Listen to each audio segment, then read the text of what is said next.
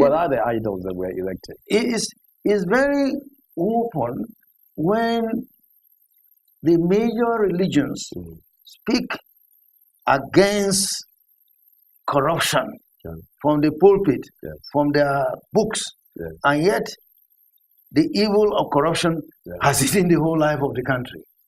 No, so this evidence is there. So and then the idol is it money? Yeah, there's money is involved. But then when you also think of an ordinary election to choose a candidate that will represent you. Now, the person that is looking for vote is going out there with the mind of bribing. Those people are going to vote.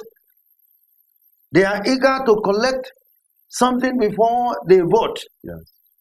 And yet, the two religions speak against this. You know, so where there is no genuine fear of God, the consequences are real.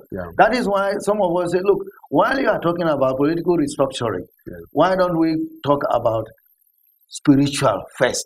Because if we have the right relationship with God, we will have a right relationship with one another. We'll begin to appreciate the value of life. But that is not respected. But Professor, you just said already that the vast majority of us are going to churches and mosques on a regular basis. We are paying lip service. So what will we do not to pay lip service? When there is a genuine revival of the part of the leadership. The leadership, and I've said it over and over again, that as far as this country is concerned, the group that I belong to have to take the first step, namely spiritual leaders. Yes, I was addressing a group the other time, and I said here seriously, I said, look, that is what the spiritual leaders, the pastors, the imams, must of necessity, lead the people back to God all over again. By admonishing the political leaders, or by doing what? No, by creating a genuine sense of fear of God, that my attitude towards my neighbor to be that of love for God and for that neighbor. But that attitude to be shown by them, or to teach it more? They will show it and teach. They will live by it and teach. The example is there. You know, and what we now see, and it's very frightening, the picture of Nigeria that I see. Namely, that we are now having a situation of spiritual armed robbers. Spiritual armed robbers. We are having a situation, and the spiritual leadership that use prayer to rob the people. We are having a situation of executive armed robbers. Those who are using their executive position to deny the masses. We have to do a show, a special show, because I want to go back to restructuring here, sir, because we have to do a special show on spiritual armed robbery and executive armed robbery. Let's go back to this marginalization I was talking about earlier, because I hear it a lot. You hear it in the media, in the commentaries. People think in some parts of the country are marginalized. Is the Southeast marginalized, for example? Is the South marginalized? And who is marginalizing them? All of us are crying marginalization. If you recall, one time I did say that, you know, when you talk about the Nigerian equation and the categorical imperative of national ideology, you can see that initially in 1946, the North carved their own political ideology. If you have political power, you can control the rest of the country. The East, if you have material wealth, you can control the rest of the country.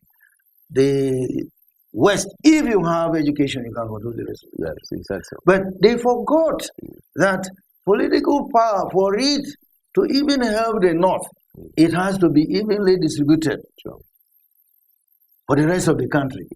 They forgot that material wealth, if it has to have any due relevance for the East must lead the rest of the country to experience that material wealth.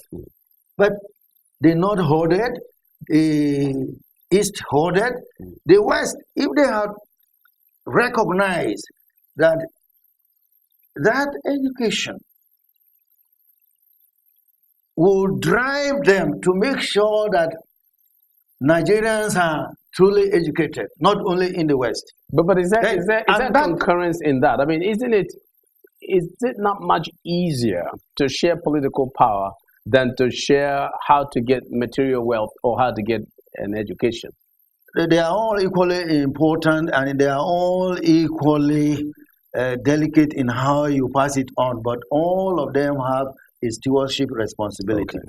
For any genuine political power to be really genuine political power, it has to be given. Okay. It's as you give, that's why it has its effect, even on your own life. And because of our failure to do that, we are now crying marginalization. I should say that the East were the first to realize that material wealth without political power and education will not lead anyone anywhere.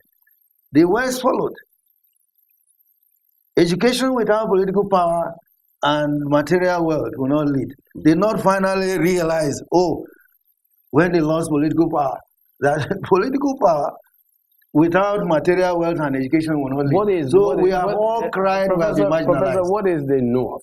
The North, is it northeast, northwest, north geographical central? North in terms of the northern region? Is there really such an identity? Yes. Political identity today in Nigeria? I would say yes. Okay. To some extent, because we have not lost our sense of belonging to particular regions and regions since 1946, when the three regions emerged. And I'm reading something. Therefore, sir, please also now connect this. Yes. Therefore, should we go back to our old regions in the part of this discussion of restructuring? Should we go back to the North, since the North holds its identity? The West was now Southwest. The West holds its identity, and the East holds an identity. Should we go back to that kind of arrangement? No, because I have proposed even far more than that. Should we go to the 6 geopolitical zones? That is extremely important. As a matter of fact, in 1994, I did write, a book. I'm not prepared to show a copy of here because I'll be guilty of they're saying, where is that book you promised before? Yeah. The thesis of that book is simple. Okay. If we agreed as a nation to practice democracy, we must, of necessity, develop our own democracy within our own culture, within our own worldview.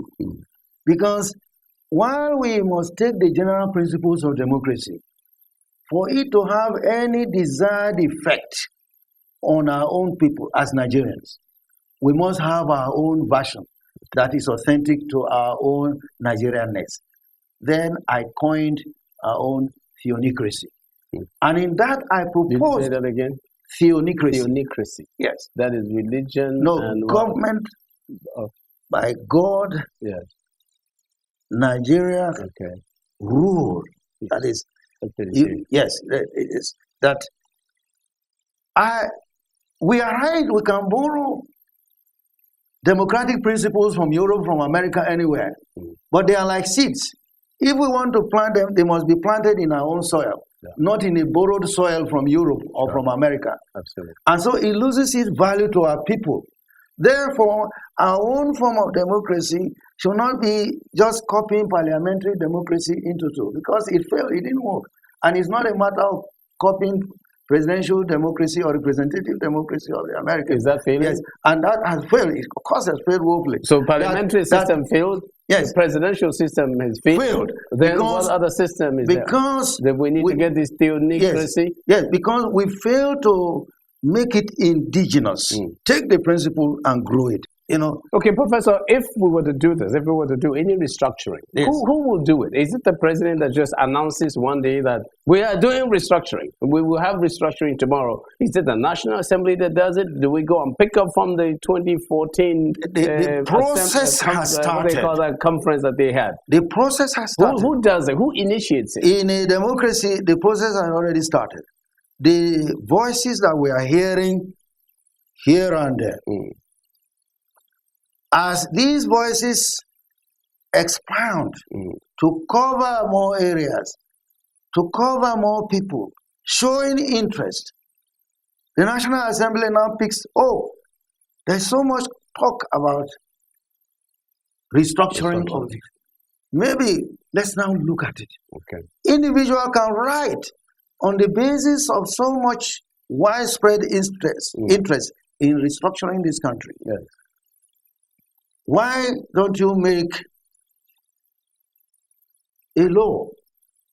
Why don't you set up a committee in the National Assembly to look at these cries and these yearnings of the people? It can start from there. Okay. Or a president can say, look, I have heard a lot about this restructuring. Let me set up a committee in order for us to have a national conference to debate this matter. And then it is. So, but for me, all these talks about restructuring is a positive development. And if it's carried to a logical conclusion, the National Assembly can pick it and say, Kai, let's look at this and make it part of our constitution. That we must restructure along the lines that the majority opinion demands, whether it is going to be political, administrative, economic, spiritual, which I believe, to me, unless there is that spiritual renaissance and intellectual renaissance, we are not going to move as fast as we should be moving towards having the type of Nigeria of our collective dream. Professor, I want to thank you so very much. Thank you. It's always wonderful listening to you. Oh, we thank God. Fantastic. We thank God.